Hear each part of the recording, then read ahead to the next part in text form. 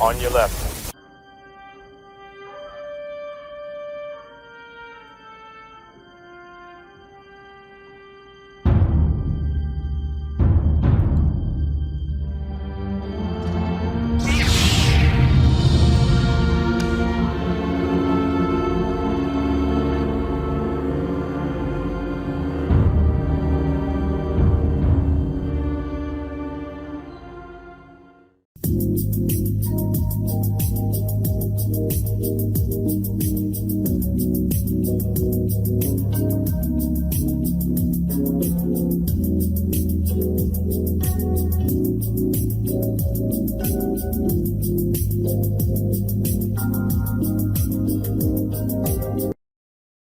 Okay, my Itmore brothers.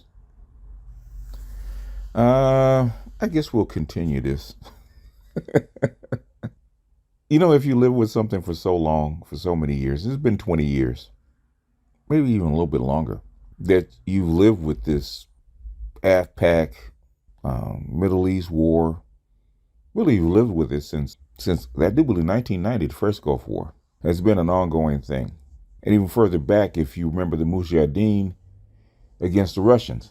So I always have to remember that most people didn't keep up with this, and most people aren't as attentive to certain things as I am, and don't listen to the same things that I do. So they don't have the benefit of the historical memory that I've acquired over the past 30, 40 years. So I always think that even when I leave stuff out that people already know, it's like, well, I go over it because everybody knows about it. It's something that's common knowledge. And sometimes I got to realize what I think is common knowledge is not common. Anyway, this is from, I think it's from November 2020. Trump promised to end America's wars. Biden might actually do it. The former vice president contributed to a legacy of failed wars in the Middle East. Can he fix it? U.S. President Donald Trump never seemed overly concerned about the deaths of thousands of Yemeni civilians at a wedding, on school trips, and in their homes. He was more interested in getting to know the new young power in Saudi Arabia responsible for the bombing, Crown Prince Mohammed bin Salman, MBS.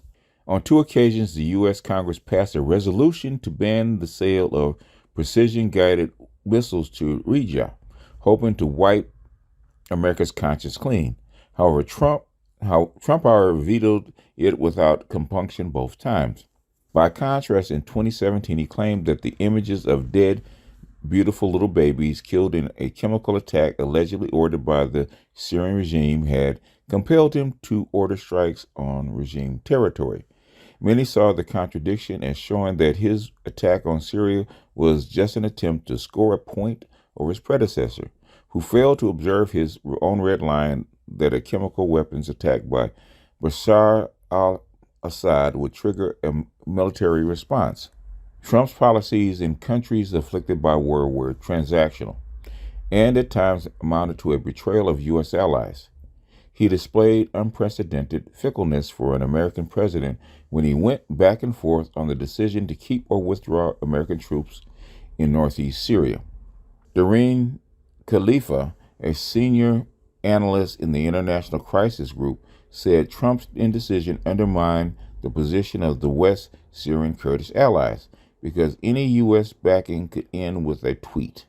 The Kurds had to keep a door open to the regime in case Turkey, which sees the Kurds as secessionists and terrorists, intensified its attacks on their territory. Trump failed to deliver on his promise to end America's wars. Instead, he almost started one with Iran when he walked out of the nuclear deal and approved the assassination of Iranian Major General Qasem Soleimani. Despite desperate to show a victory before the election, Trump pushed for a peace deal with the Taliban in Afghanistan. But according to a U.S. watchdog, there has been a 50% increase in violence in Afghanistan since the deal was signed in Doha, Qatar, earlier this year. Joe Biden, the Democratic nominee who may be poised to win the presidency, intends to walk the middle path, somewhere between Barack Obama and Trump, to mitigate the damage unleashed by wars that started during his tenure as vice president and those in Iraq and Afghanistan that he signed off on as a senator. It's long past the time we end the forever wars, Biden said in his first speech on his foreign policy in New York in 2019. He opposes the war in Yemen and is unlikely to veto if Congress decides to pass another resolution to stop the sale of weapons to the region. But while he has been openly critical of Saudi Arabia, few believe that any American president can, for long, stop deals worth billions of dollars to one of its most prominent clients. He can when he has the time and when Yemen figures on his long list of priorities. Push the Saudis toward diplomacy and force Mohammed bin Salman to make enough concessions to the opposition. The Houthis that an agreement can be reached, but it is unclear exactly how he would go about it. In Syria, Biden has more to answer for. In its 10th year, the Syrian war has left hundreds of thousands of people dead and half the population displaced. Obama and Biden were criticized for not doing enough to help protesters and washing their hands of Syria as the regime bombed cities. Biden, unlike Trump, is certain to keep at least a small number of troops in northeast Syria to support the Kurds, maintaining a foothold in a country now predominantly in the Russian orbit. He wishes to retain the sanctions imposed by the Trump administration to squeeze the regime into making political concessions. The Biden campaign's policy paper says he will press all actors to pursue political solutions, facilitate the work of non-governmental organizations, and mobilize other countries to support Syria's reconstruction. But it does not say how he would go about it, especially given he failed to do any of these when he was vice president. He does not know how to do it, said Bassem Barabandi, a former Syrian diplomat currently in exile in the United States. Biden's team is split among those who talk to the side, those who don't see a point in it. The biggest difference between Trump's and Biden's approaches in the region is Iran. While Trump was obsessed with punishing Iran through his campaign of maximum pressure, Biden wants to reinstate the nuclear deal. Beyond that, it's hard to judge the extent of Biden's ambitions.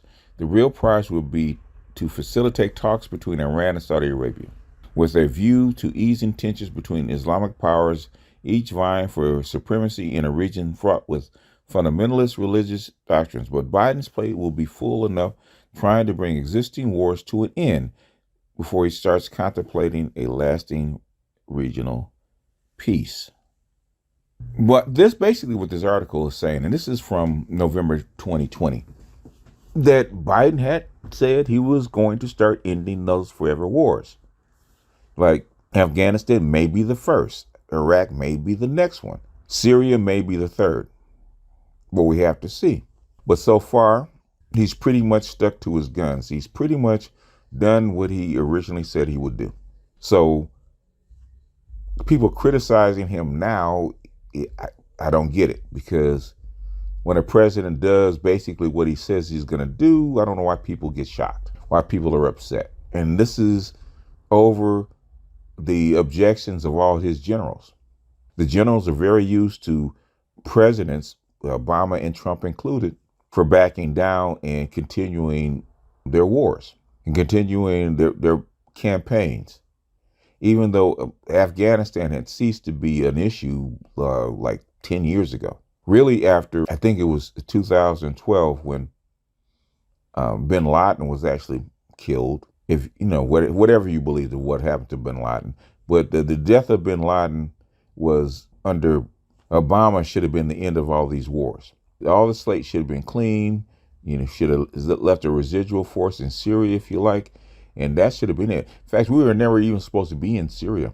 That's something that was France and Great Britain in NATO for the most part. Most of NATO was supposed to be in on that.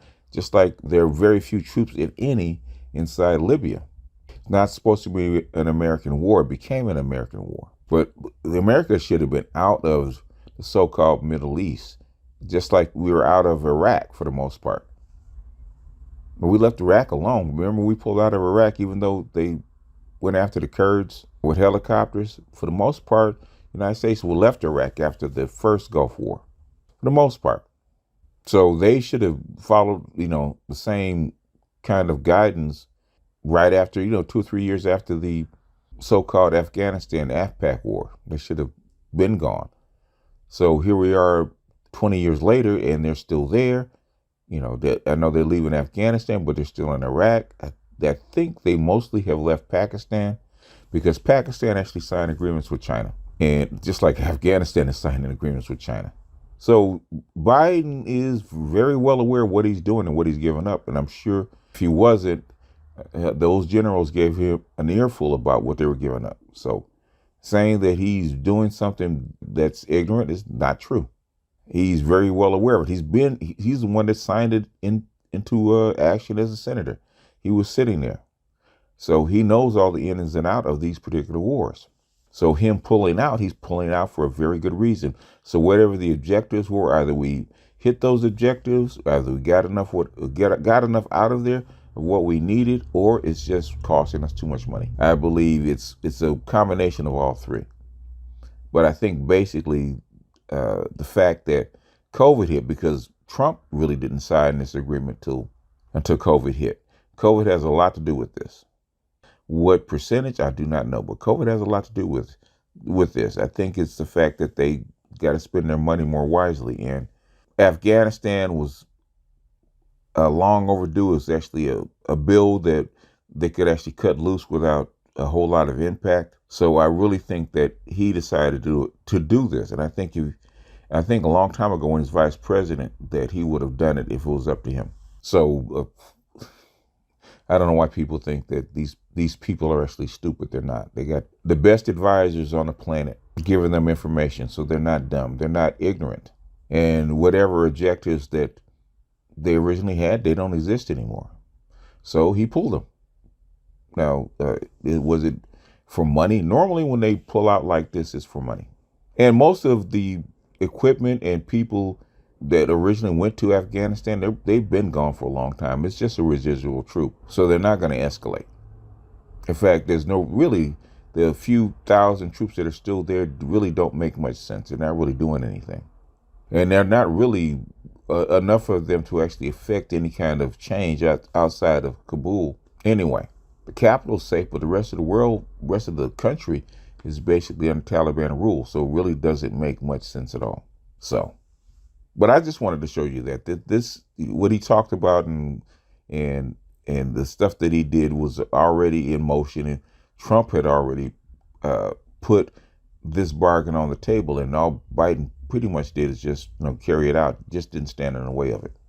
Just like the vaccines, Trump put all this warp speed and the vaccines in motion before Biden even got here, and all Biden did was look at it, said, okay, this seems reasonable. He just continue the program.